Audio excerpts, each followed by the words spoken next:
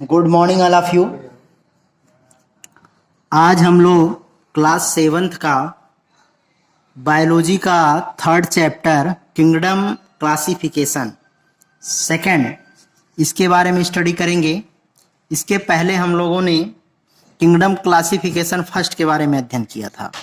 तो चलिए अब आगे हम इस पर डिस्कस करें। Introduction to animal kingdom. तो ये एनिमल किंगडम का पहले इंट्रोडक्शन दिया है। आइए इंट्रोडक्शन के बारे में जान लें क्या है। Animals are those organism which are eukaryotic, multicellular and heterotrophic in their mode of nutrition. Animals cell do not have cell wall except a few, most animal are mobile. कह रहा है जो यूकैरियोटिक या एनिमल आर दोज ऑर्गेनिज्म, वह जीव या जानवर जो आर यूकैरियोटिक, जो यूकैरियोटिक होते हैं यानी डेवलप सेल जिनका होता है, और मल्टी सेलुलर होते हैं यानी वह बहुत कोशिकाओं से मिलकर के बने होते हैं, एंड हेटेरोटॉपिक और जो अपने भोजन के लिए दूसरे पर डिपेंड होते हैं। Animal cell do not have cell wall. जो एनिमल होते हैं इनके पास सेल वॉल नहीं पाया जाता है। Except a few, most animal are mobile. कुछ को छोड़ करके और कुछ जीवों को छोड़ करके मोस्ट एनिमल आर मोबाइल। सभी जीव क्या होते हैं? मोबाइल होते हैं। मोबाइल मीन्स गतिशील होते हैं, यानी एक प्लेस से दूसरे प्लेस पर वो घूमते हैं। लेकिन कुछ ऐसे जीव होते हैं जो घूमने वाले नहीं होते, यानी गतिशील नहीं होते हैं। डिपेंडिंग ऑन दिस डिफरेंस, इस विभिन्नता के कारण, we can broadly classify animals. We can broadly classify animals. हम एनिमल को अलग अलग भागों में बांटते हैं। एज इनवर्टिब्रेट्स एंड वर्टिब्रेट्स, यानी एक होता है जिनके पास रीढ़ की हड्डी पाई जाती है, वर्टिब्रेट कॉलम पाई जाती है, और एक ऐसे होते हैं जिनके पास वर्टिब्रेट कॉलम नहीं पाई जाती है। The invertebrates do not have backbone. जो इनवर्टिब्रेट्स होते हैं उनके पास क्या नहीं होता है? बैकबोन नहीं होता है, यानी रीढ़ की हड्डी नहीं पाई जाती है। On the other hand vertebrates including man, और दूसरे तरफ जो वर्टिब्रेट्स होते हैं इंक्लूडिंग मैन, जैसे आदमी हुआ तो आदमी में क्या पाई जाती है? बैकबोन पाई जाती है, यानी रीढ़ की हड्डी पाई जाती है। तो इस प्रकार जितने भी एनिमल्स हैं, सभी एनिमल्स को अगर देखा जाए तो उनको दो भागों में डिवाइड किया गया। एक को वर्टिब्रेट्स कॉलम वाले एनिमल्स, और दूसरे जो होते हैं क्या होते हैं? इनवर्टिब्रेट्स कॉलम वाले एनिमल्स। तो classification of invertebrate or non chordates. कह रहा है क्लासिफिकेशन मतलब इनको जो है डिवाइड किया गया है, बांटा गया है, वर्गीकृत किया गया है। ऑफ इनवर्टिब्रेट्स, इनवर्टिब्रेट्स मतलब अकशेरुकी इनको हिंदी में कहा जाता है। इसका मतलब यह हुआ कि दैट हैव नॉट बैकबोन, यानी जिसके पास बैकबोन नहीं है। Invertebrates do not have backbones. कह रहा है इनवर्टिब्रेट्स जो होते हैं इनमें बैकबोन नहीं होता है। दे हैव सॉफ्ट बॉडी, इनकी बॉडी सॉफ्ट होती है। With the delicate skeleton or non skeleton and at all. कह रहा है delicate skeleton or non skeleton at all. इनके बॉडी में कंकाल तंत्र नहीं पाए जाते हैं, या पाए भी जा सकते हैं। They are divided in different phyla or discuss here. कह रहा है ये अलग अलग फाइलम में होते हैं और जिसके बारे में हम डिस्कस यहाँ पर कर रहे हैं। तो आइए उनके बारे में अब डिस्कस किया जाए। Phylum Porifera, group porus pore, और फिर ferre to bear organism with holes. कह रहा है और इसमें क्या होते हैं? जो फाइलम पोरीफेरा के जीव होते हैं इनकी बॉडी में पोर्स पाए जाते हैं। पोर्स मतलब छिद्र होता है। Ferre to bear organism with hole, और क्या? यानी इसमें पोर्स पाए जाते हैं, छिद्र पाए जाते हैं। तो सबसे पहले चलिए शुरू करते हैं। पहला पॉइंट है first sessile, sessile stalkless sedimentary. पहला है sessile stalk, sessile stalkless sedentary attach to the substratum. इसका मतलब यह हुआ कि जो पोरीफेरा फाइलम के ऑर्गेनिज्म होते हैं वह स्टाल्कलेस होते हैं, अर्थात उसमें स्टाल्क नहीं पाई जाती है और वो किसी substratum attach to the substratum किसी तलछट से जा करके जुड़े होते हैं या सटे होते हैं। एंड मैरीन, और ये समुद्री जल में पाए जाते हैं। Except one group that live in fresh water, लेकिन इसका एक ग्रुप ऐसा भी होता है जो फ्रेश वाटर में भी पाया जाता है। दीज आर नॉन मोटाइल, यह मोटाइल नहीं होते हैं, अर्थात ये मूव नहीं करते हैं। Animal attach to some solid support, और ये किसी सॉलिड सपोर्ट से अटैच होते हैं। They are commonly called sponge, और इन्हें क्या कहा जाता है? स्पॉन्ज कहा जाता है।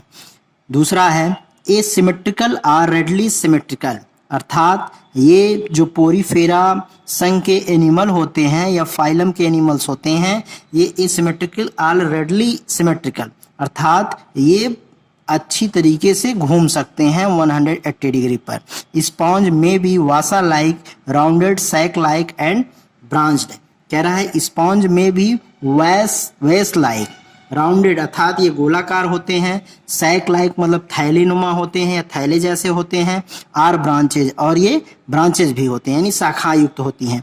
थर्ड पॉइंट है body is perforated with the numerous pores, कह रहा है इनकी बॉडी जो होती है उसके चारों तरफ न्यूमरस मतलब बहुत अधिक संख्या में पोर्स पाए जाते हैं। It also has one or more large sized outlets for water. It also has one or more large side outlets of water. यह पानी में या जल में या वाटर में अपने आउटसाइड चारों तरफ मोर लार्ज साइड, इनकी संख्या या इनका साइज जो होता है अधिक बड़ा होता है। कार्ड आस्कुला, उसको क्या कहा जाता है? आस्कुला, सिंगुलर आस्कुलम, और सिंगुलर रूप इसका क्या है? Osculum. The canal system is filter feeding system of, canal system मतलब इनमें जो भोज्य पदार्थ होते हैं उनको छानने के लिए भी पाए जाते हैं, या इनका जो भोजन को प्राप्त करने का वह एक स्पेशल होता है। Sponge it help in the circulating water through out the body, और ये जो पाए जाते हैं इनके द्वारा इनकी बॉडी में चारों तरफ वाटर का सर्कुलेशन होता रहता है। The body of bring food oxygen and water, जो शरीर में भोजन को, ऑक्सीजन को और जल को पहुंचाने का काम करते हैं। फोर्थ पॉइंट है mouth, digestive cavity and anus absent, कह रहा है जो इस संघ के या इस फाइलम के एनिमल्स होते हैं उनमें माउथ और डाइजेस्टिव सिस्टम और एनस जो होता है वो एब्सेंट होता है। फाइलम पोरीफेरा इंक्लूड, कह रहा है जो फाइलम पोरीफेरा होते हैं इनमें और कौन कौन से लोग इंक्लूड होते हैं?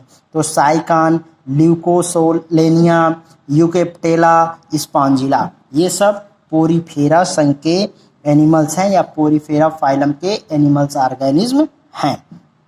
Phylum साइनेडेरिया Coelenterata,